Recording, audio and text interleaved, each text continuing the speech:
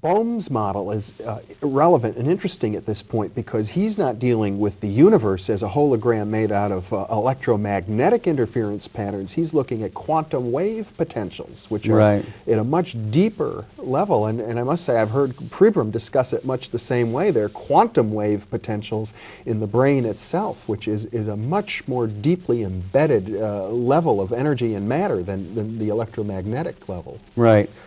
Bohm, it's a funny thing in science. The great physicist Hermann Bondi called it the lure of completeness, that we tend, when we find some sort of outermost perimeter to what we can measure, we assume there's nothing beyond it. And I refer to it, it's kind of like in ancient times when we only knew a certain portion of the world, people always seem to say beyond the edge of the map there be monsters, that there was nothing there.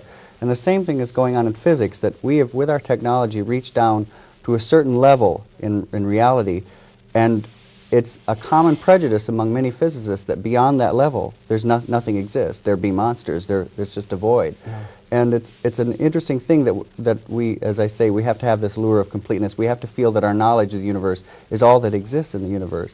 Bohm, I think, is very wisely is one of the few physicists who comes out and kind of says the emperor has no clothes, says, what rational basis to it? It's just prejudice that we assume nothing exists beyond this level of reality. And he feels that there are all kinds of domains of reality beyond this level, this microscopic level, and he theorizes that there may be untold, uncountable, subtler energies in these levels. The quantum potential is one. It's a theorized field that has not been measured or discovered with science, but Bohm feels there's evidence to posit its existence. And it's now rather well accepted, I understand, it, among quantum physicists. I wouldn't say that. No, it's pretty controversial, and the reason it's controversial is because the standard explanation of quantum physics has decided that this lure of completeness, that there's nothing beyond. Yeah, you know, the Danish physicist Niels Bohr, who's one of the founders of quantum physics, basically said you get down to a certain level of reality and things become blurry and you can't know anymore. And Bohm takes a very different route, which at this point is very sort of looked down upon by a lot of physicists, because most have been schooled in the way of Bohr's thinking. Yes. And Bohm, the quantum potential is not looked upon kindly by most physicists, I would say. Well, I don't think we want to get into too technical a discussion of quantum physics at the moment, but I do think it's important to bring up the uncertainty principle, because in a way it's where physics comes full circle. And as I understand it, physics are saying, well, there may be all kinds of stuff, but we'll never know it because we interact with it. Anytime we attempt to look at particles beyond a certain level, the very act of observation changes things, and that brings us to a point where we realize that the distinction between subject and object breaks down. Right. But physicists get very funny about it. They get kind of schizophrenic because they'll openly admit that subject and object breaks down there, but they say that somehow this has no effect in the real world. This does not translate from the microscopic level to our level, although there is a sort of creeping evidence in the scientific world that it does translate into our level.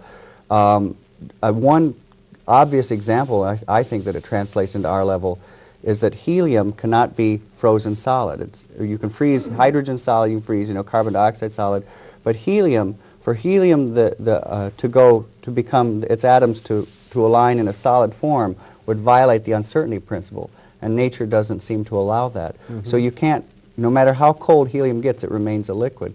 That, to me, if you can have a beaker full of liquid helium, and that exists at our level of existence, and it's a sort of manifestation of the uncertainty principle, and it's where it's sort of slipped over into our world.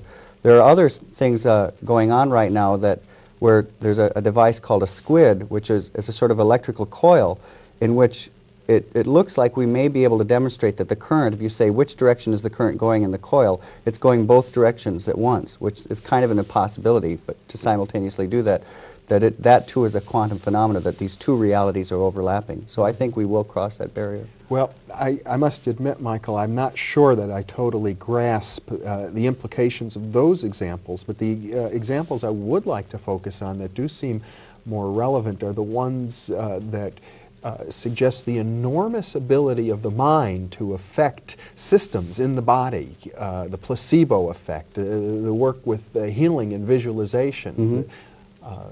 Well, this gets away from Bohm and into Pribram, but it's equally interesting with equally profound implications. Pribram, as I said, says that we're thinking with holograms inside our head, and that out there exists something that's more akin to the radio waves in the room from which your TV gets the image. So in essence, we're kind of conscious TV sets.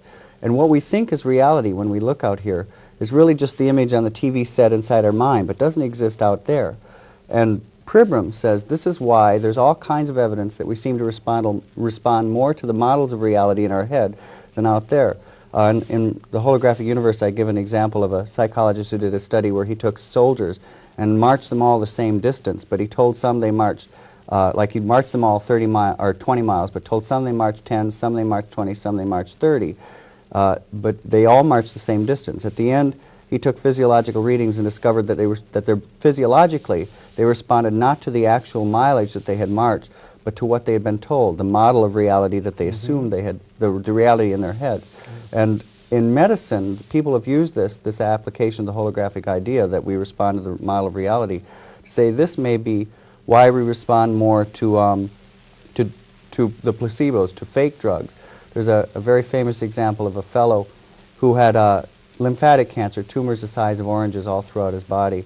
His doctor basically thought he had about 3 days left to live. The fellow heard about a new drug called creada and said, "You've got to give this to me." And the doctor said, "Well, frankly, I don't think you have long to live, and this drug takes several weeks to take effect." The man implored him, and the doctor gave in sort of as an act of pity.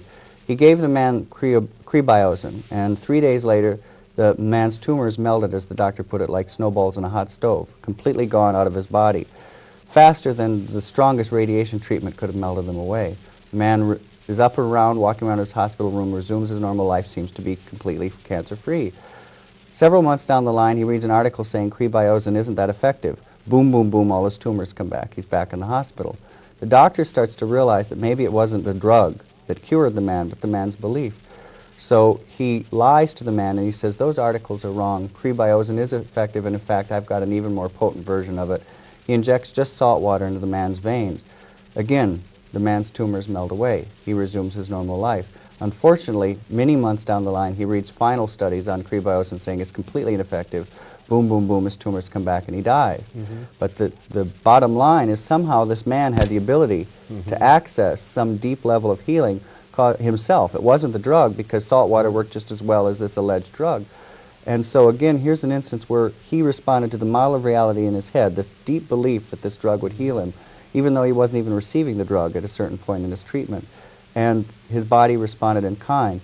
And that, to me, is the most exciting aspect of the holographic idea. And there are countless examples of it. There's a study of a new chemotherapy in England where they took a group of cancer patients. Half the patients they gave the drug, half the patients they gave a placebo, a fake. No one knew who was receiving the real drug or not. They told all the patients, "This is a very toxic drug, may cause you to lose your hair." 30% of the people receiving just the fake lost their hair. And when I first heard this, I immediately thought, oh my gosh, about every donut that I'd ever eaten in my life, and thought, oh, this is really bad for me. That I may be responding to the model of reality more than the nutritional aspects of the donut. Well, I think the stories of this kind have been known to scientists for hundreds of years, but they've kind of been dismissed because scientists haven't had a good way to look at the possibility that consciousness can affect physical systems. We think of consciousness as an epiphenomenon, Right. but if one considers that there are standing waves, interference patterns in the brain, holographic images, it gives consciousness I hate to use the term mechanism because I don't think that's quite the right term, but it gives people a model in which they can begin to appreciate more the role of consciousness. That's true, and it also can be applied in another way, because if the universe is organized holographically, we've always believed that there is no connection between the brain and the body, and of course, for most of the history of medical science in the West. In the past couple of decades, we're starting to say there's a connection, and we're sorting out certain pathways, the neuropeptide systems, that sort of thing. But if the holographic model is correct, there are so many interconnections between the brain and the body, there ceases to be a division. So it becomes almost a moot point to say, what is the pathway? How is the brain connected to the body? Because there's no difference, just like there's no difference between those two electrons. Well, and to take it a step further, as you do, one might say there's no solid, clear-cut distinction between ourselves and the rest of the whole universe. I mean, this has profound implications for spiritual experiences, of which you've had quite a number, and perhaps in the time remaining we should touch on more of those. Yeah, very much so. As I said, I've always been very interested in science, but I also grew up in with a lot of very unusual experiences, not the least of which is that I grew up in a house with a poltergeist haunting. So I had all kinds of examples of psychokinesis, of objects moving about on their own when I was growing up. And it really was a strange, in the sense that for me it was normal, and I had to learn that it was abnormal, and rather painful learning. And as I grew up, and my friends would find it very strange that these things would occur. And one of the things that Bohm says, because Bohm addresses the topic of psychokinesis, is again, we don't, we may be mistaken to try to approach psychokinesis by saying what energy is leaving the brain to move the object, because as Bohm says, there's no division between the object. Psychokinesis means mind over matter. Right, moving the objects was just the power of thought alone. That we are as connected to that object as borderless, we're a continuum with the object, as the patterns in a carpet. So for us to move the object may be, Bohm says, just an act of resonance, of realizing that there's no division between us. And can we talk for a moment about the issue of life after death, or spiritual experiences of other realities? Yeah, that's one of the areas you had mentioned earlier, that one of the exciting things about the holographic idea is that people have taken this and explored all different realms. That some have used it to say this is how acupuncture works, because it turns out that there are little micro-acupuncture systems where you can find the entire body in the acupuncture points of the ear. Recapitulated in, right, in the ear, yes. Right. So we've talked about the placebo effect. Some have said that the holographic idea applies in near-death experiences. One of these individuals is Kenneth Ring, who is at the University of Connecticut, studies near-death experiences. And it's interesting because in report after report of people who have been declared clinically dead, go to some apparent other level of reality and then come back, they refer to this other level of reality with terms like frequency and energy and even hologram, that it's a more plastic level of reality where thought seems to create things instantly. There are instances of people having near-death experiences where they think they're hungry and instantly food appears. Or perhaps an even better example, when people find themselves out of their body, there are cases where people look down and see that they're in a naked body and they go, oh my gosh, I'm naked. Instantly they have clothing on. Now we don't assume that clothing has a soul, that it has a spirit that survives. So somehow it appears that the mind can sort of pull out of this ocean of frequency a hologram of clothing. And this is what Ken Ring says, is that we're entering deeper into the hologram when we have near-death experiences, when we leave our bodies. So there's so many different areas that have kind of been at the fringes of our understanding that we can now begin to look at with new eyes. Michael Talbot, it's been a pleasure to have you with me.